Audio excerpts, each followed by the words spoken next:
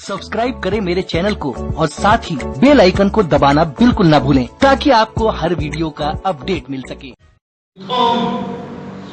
ईमान वालों, अल्लाह की इताअत करो, रसूल की इताअत करो और जो तुम में से जिम्मेदार हो कुरान और हदीस की बुनियाद पर तुम्हारे मसाइल के, उनकी बात मानो।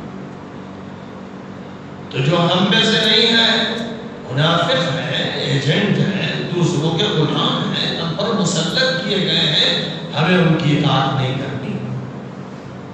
बहुत से मौलवी और खासतौर पर सऊदी अरब वगैरह के वो मौलवी जो अपने को सलफी कहते हैं, सलफ को बदनाम करने वाले, सलफ को मतरून करने वाले, सलफ के रास्तों से कोसों दूर उन मुस्लिम हुक्मरानों की तारीफ करते हैं या तायीद करते हैं जो एजेंट है अमेरिका और इसराइल।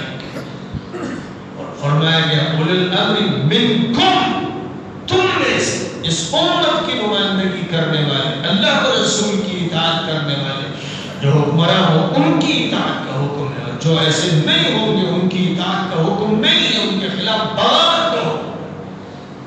हदीसें सुनाते बेमहल, जो हदीसें उनके बारे में है जो शरीयत पर अमल पैरा हो, आपको ये लगे कि आप पर जाती जुल्म हो गया, तो वहाँ ये है कि भाई आप इताअत करते रहिए, क्योंकि वो शरीयत पर कारबंद है। बहरहाल उनसे जाती भी हो सकती है, वरना तो हर दिन बगावत होगी। लेकिन जो शरीयत के खुद दुश्मन है और शरीयत को नाफिज होने नहीं दे रहे, उनमें और काफिरों में कोई फर्क नहीं।